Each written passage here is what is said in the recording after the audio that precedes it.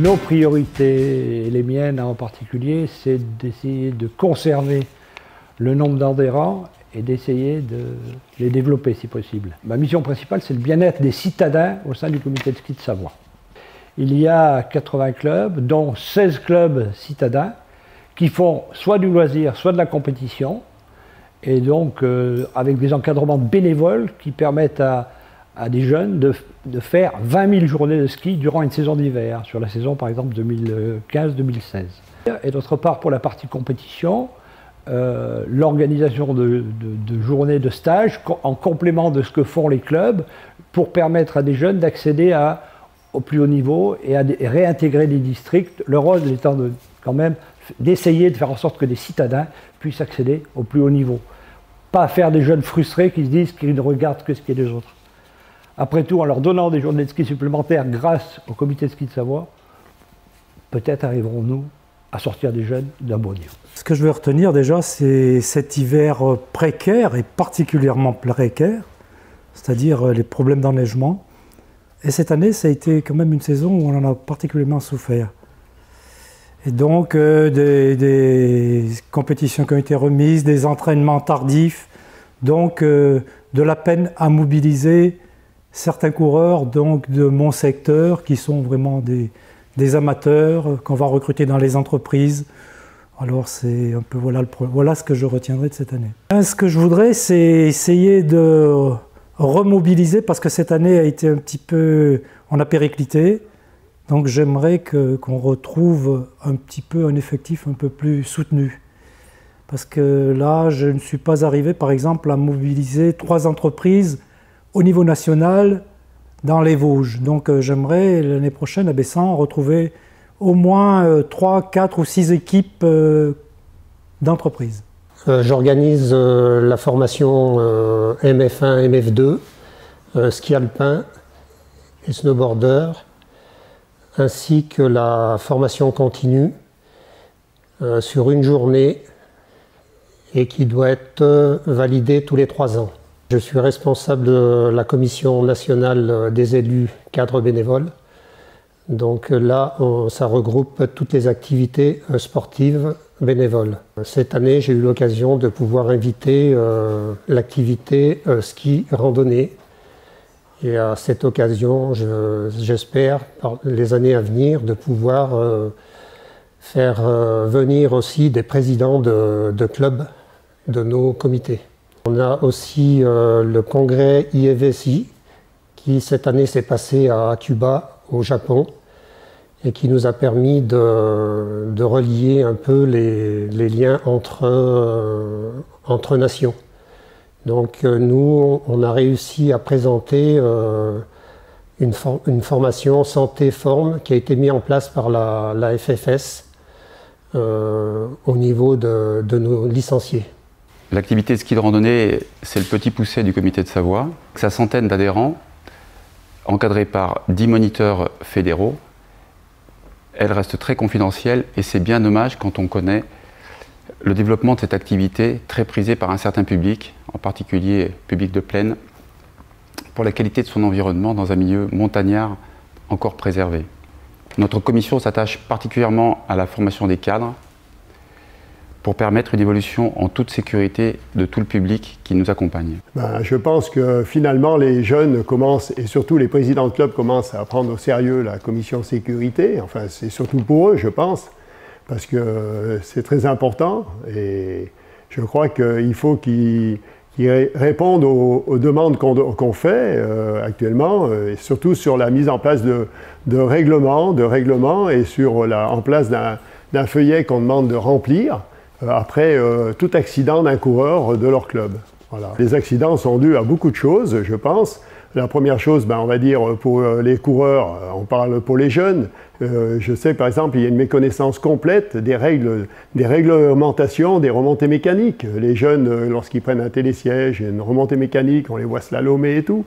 Et ça, c'est bien entendu, c'est pas bien bon pour le coureur et surtout pour les remontées mécaniques. Et c'est une méconnaissance des réglementations des remontées mécaniques et qui est sujet à accident.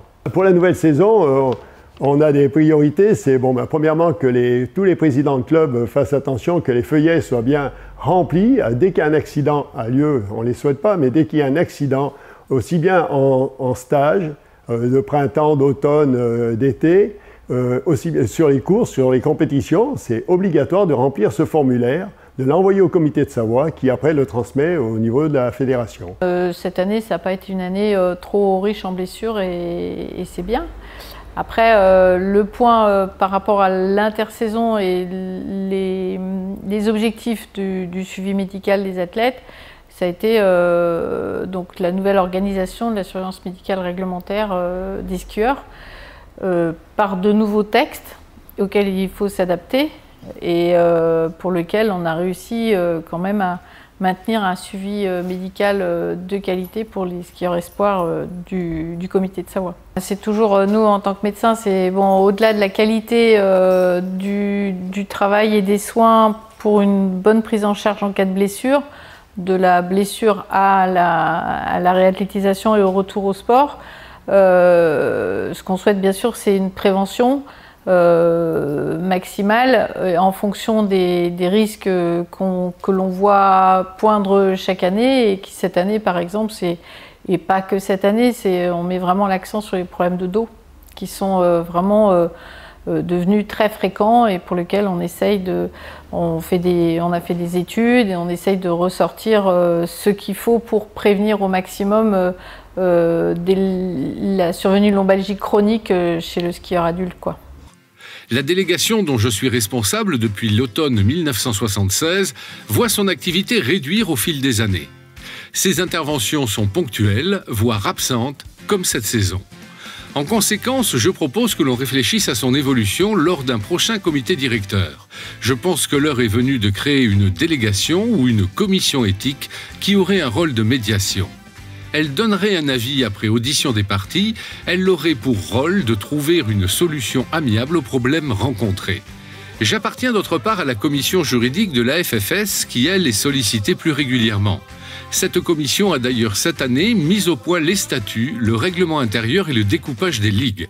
Mais les choses en place au cours de la saison écoulée sont les mêmes que l'on met tous les ans en avant.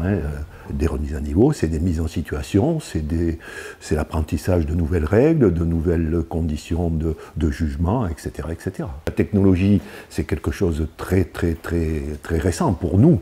La technologie, c'est du chronométrage électronique avec tout ce que l'on peut, tout ce qui peut en découler, c'est-à-dire de la diffusion d'épreuves, non pas à la télévision comme on a l'habitude de le voir, mais peut-être sur des sites bien déterminés, de la diffusion en live texte, c'est-à-dire qu'on suit le concurrent sur son parcours jusqu'à son arrivée.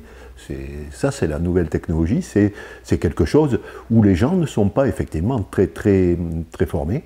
Et là, il y a un gros boulot, mais c'est une tâche qui commence à se développer d'abord au niveau national avant de venir au niveau régional. Mais le comité de ski de Savoie, par ma présence, se voudra précurseur en la matière. La base de tout restant le chronométrage, c'est le nerf de la guerre. S'il n'y avait pas de chronométrage et de bons chronométreurs, une épreuve ne serait peut-être pas ce qu'elle est aujourd'hui, quoi. Le ski en Savoie, pour nos graines de champions, rime avec scolarité. Scolarité pour 400 jeunes qui se déroulent dans 6 collèges qui maillent le territoire. Certains auront un parcours section sportive, d'autres dès la 4e, 3e seront intégrés dans le PES, parcours d'excellence sportive. Ces jeunes, dès la fin du collège, pourront intégrer selon leurs critères sportifs un centre national d'entraînement à Albertville ou bien un centre interrégional d'entraînement, que ce soit sur Moutier, Saint-Michel-de-Maurienne ou la Motte-Servolex. Scolairement, la palette est large aussi. Les lycées supports proposent soit un établissement général, un établissement technologique, un établissement professionnel. Donc nous travaillons avec des partenaires précieux qui sont le conseil départemental ou la région pour les lycées, avec les collectivités locales et bien sûr avec l'éducation nationale qui dans chaque établissement nous met à disposition un coordonnateur scolaire. La particularité de la Savoie, c'est aussi dans chaque établissement le coordonnateur sportif qui assure de la coordination, de la préparation physique et pour certains de l'entraînement sur les skis. C'est un dispositif complet qui est là pour nos jeunes Savoyards. Depuis plusieurs années, on travaille sur un sujet fort, la scolarisation de nos jeunes nordiques. Donc, depuis la rentrée de septembre, l'ensemble des jeunes nordiques se retrouvent sur le lycée de la Motte-Servolex dans une classe aménagée avec les contraintes nordiques. Et dès l'année prochaine, 2 filières s'offriront à eux, la STAV ou la filière S, en 3 ans.